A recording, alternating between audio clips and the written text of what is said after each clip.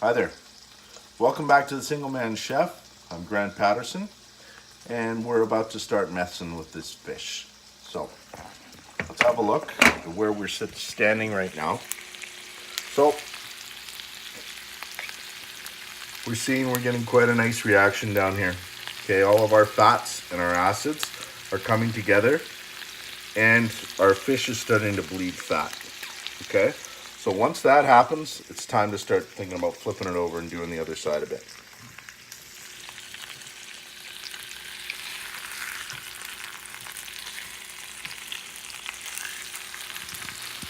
Okay, now you see here on the skin side, we've got some browning, okay, but it's not actually burned. All right, that's good. So I'm gonna flip the other pieces, and then we're gonna season them.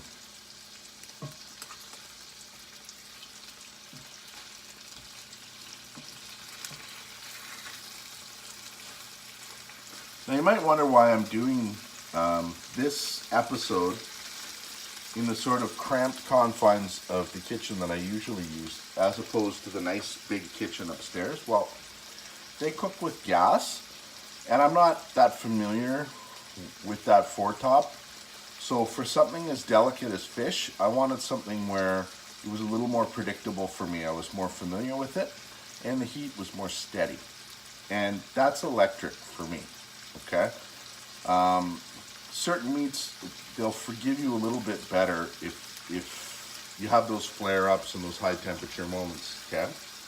But fish is delicate, and it can be unforgiving of a mistake at any point in the process. So just stick with what you know. Like I said, I was keeping some butter on standby in case you needed a bit more. I'm gonna drop a bit more in there. Just get her going kind of in the middle of the pan. Okay.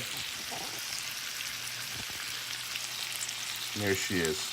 And you can see the rest of the fish flesh, it's the skin, it doesn't look that burned at all, right?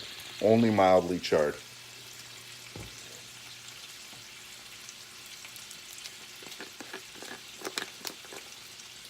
Quite pleased at my one-handed salt lid taking off abilities. Okay, and again, salting from on high. Okay. And we'll use the last of our lime again from on high.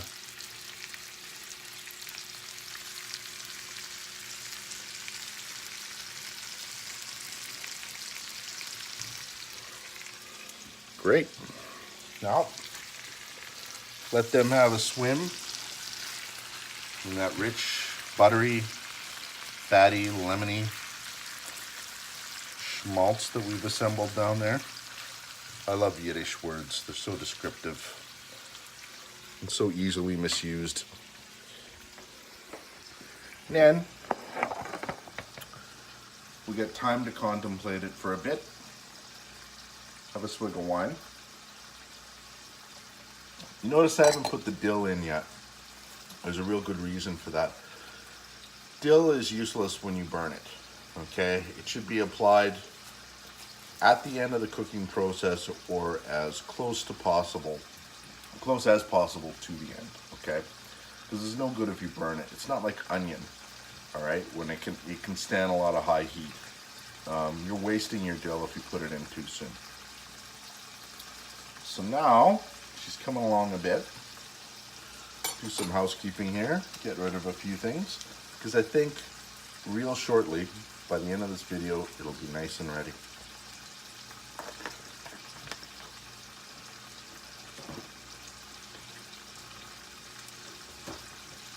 But I mentioned deglazing, okay? And that's the part I really want you to see. And what is deglazing? It's that moment when you've got, things are almost starting to burn in your pan. And we always think, well, burning is bad. But a little bit of burning is just fine, actually. As long as you react to it and you respond to it. And the best way to react to it is to deglaze it. And deglazing means you're putting more acid in there So you liberate that fatty goop from the bottom of the pan and you turn it into a sauce. And when you do it right, really, really nice thing to see and to taste. But basically the cardinal sin of cooking fish is to let it get dry. So, there's nothing worse than dry fish, except for maybe an overcooked steak. But beyond that, it's terrible. You cannot let it go dry. And that's the big mistake that a lot of people make with fish. They just let it go dry. Now, I think we're ready for a deglaze. What do you think? Let's do it. Free up some of this plonk.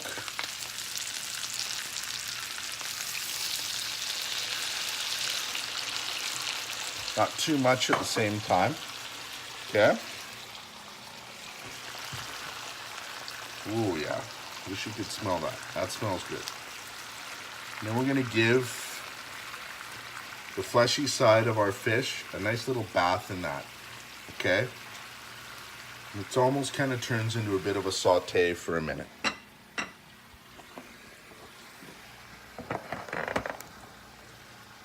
After we let that do its work, we'll flip it back over skin side for a brief moment. Then maybe flip it again if it's not looking like it's totally done to our satisfaction.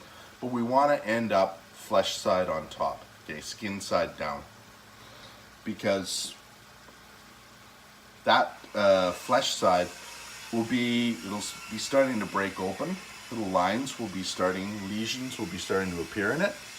And that's perfect for seasoning, okay? So when you add that dill, that's gonna get in there, whereas the skin is a more protective surface. I mean, that's what skin is designed to do in your body, protect you, right? So if you're putting the dill on that, you're kind of wasting it a little bit, right? Just like if you overcook it.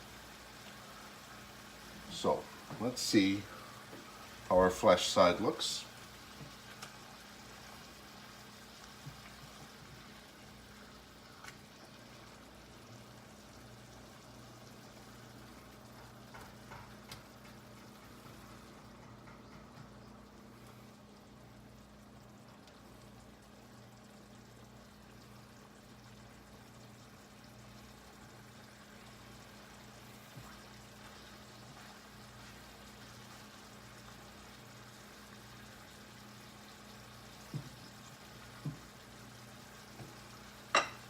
Okay, this is where we come to the question of personal taste versus the taste of the people that you're cooking for, okay?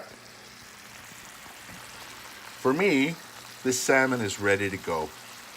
It's perfect. But I'm cooking for my kids.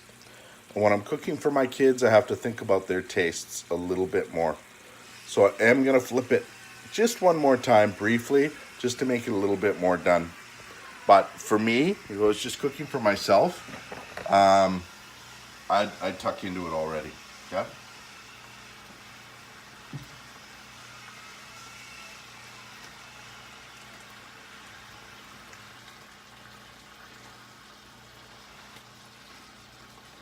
You know, and that begs the question, you know, if you're cooking for Uncle Ralph,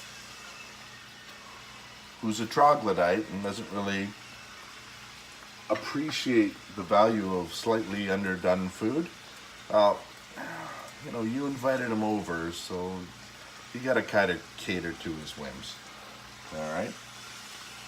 But otherwise, with the exception of the dill, that's ready to go. So we'll just give it maybe 30 more seconds. Pop on the dill and we'll wrap her up.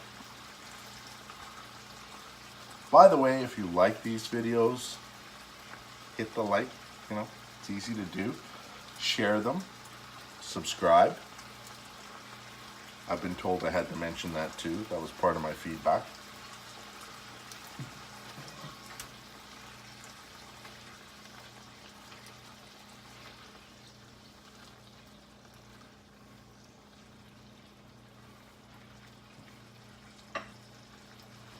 Okay, I think they're ready to go.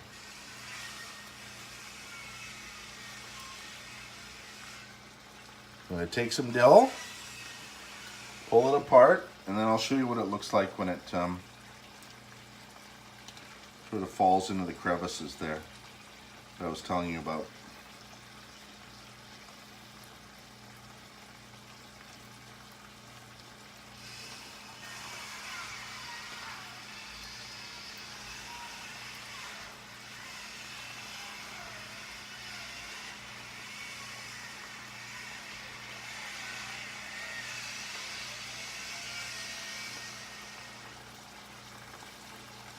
Yes, I'm quite aware that someone is using a power tool outside. Now what can you do?